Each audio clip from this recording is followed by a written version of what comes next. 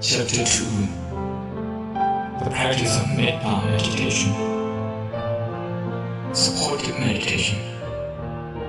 There are 4 kinds of meditation you need to practice in order to support vipassana meditation. They are metta meditation, meditation on the qualities of the Buddha, meditation on the impersonality of the body, meditation on death. These 4, if practiced earnestly and correctly, help in the development of vipassana practice. Vice versa, vipassana meditation assists us achieve deep understanding of these 4 meditation practices. They are mutually approving and supportive, and that's why these 4 are known as supportive meditation, sadhuraraka, kammatthana. They are largely reflective types of meditation rather than trying to watch sensation and thoughts momentarily as in vipassana. They help the mind to focus. Once fully developed, they also tend to influence the way we think. 3 of them, metta meditation on the impersonality of the body, meditation on death, help us directly to acquire right thought factor of the Noble Eightfold Path, because their nature is that of goodwill, non-violence and detachment. Metta meditation. Before practicing metta, I would like to discuss what metta is. Practicing metta, loving-kindness meditation, is not something new to the Burmese, to the Thai, and the Sri Lankan Buddhists. Actually, in many places, by meditation, people would immediately understand it as metta meditation. It is a very popular practice in many traditions. Metta meditation comes in a set comprising 4 components, namely metta, which is unconditional love, karuna, compassion, mudita, sympathetic joy, and upekkha, balanced mind. In Burmese and Thai, upekkha means being indifferent to someone or something. This is often mistakenly taken to mean the upekkha, which is a part of metta. In reality, upekkha, that is a part of metta, is not an attitude of ignoring or being indifferent towards something, but rather a balanced mind that is not swayed nor affected either by the suffering object of karuna or the pleasant object of mudita.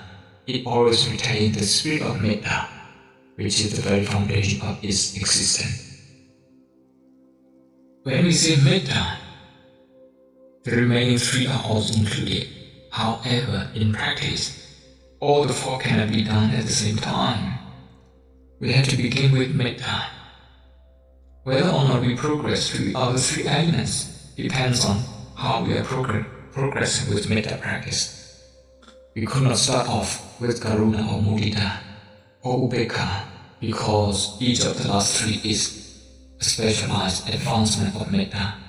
Metta is an inclusive primary practice that develops itself into the qualities of heart, such as karuna, compassion, and is essential to furthering those qualities. What is metta? The desire to see peace and success in your life is metta.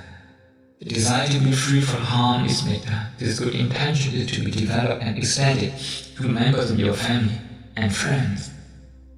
As it progresses, you have to gradually extend it to all in the world, including your enemy. The desire to see them doing well and happy in their life is the spirit of metta. You want to see yourself progress socially, economically, and spiritually. This is metta. When we wish ourselves good health and prosperity, we are purely developing the awareness of goodwill to ourselves, promoting love for ourselves and avoiding danger, harm, and enmity. Metta is a goodwill through which you wish to see welfare and well-being of yourself. In this world, all living creatures love themselves and should have an awareness of this feeling. They should then extend this feeling to those nearby, such as parents, family members, sons and daughters, brothers and sisters, and teachers. This is the way to start spreading or expanding metta. There are some who start by saying, "May all creatures in the East be well and happy." Some practice metta with only the whole world as their meditation object, overlooking the people nearest and dearest to themselves. Without being able to develop metta fully for themselves and their friends, how can one expect to stretch out metta to the whole world? It's not logical. That would become a futile effort and sometimes almost a prayer intended for mere public display. As metta is universal by nature, we have to have a wholesome feeling, not only for ourselves but also for other people as well. Otherwise, metta can lose its true nature and be overcome by its invisible attacker, namely attachment and selfishness. That's not metta anymore. Metta, by its true character, gravitates towards a gradual diminution of the border between you and your family, between friends and strangers, and between yourself and the enemy. Prejudice, fear, and fear are the manifestation of the opulence of metta.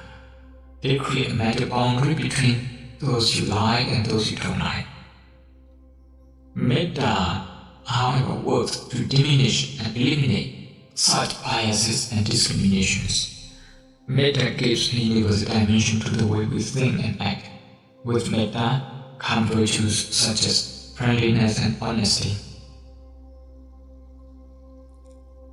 One who has sufficiently developed metta is exceptionally thoughtful, caring, and gentle, is patient and willing to listen to someone else's point of view.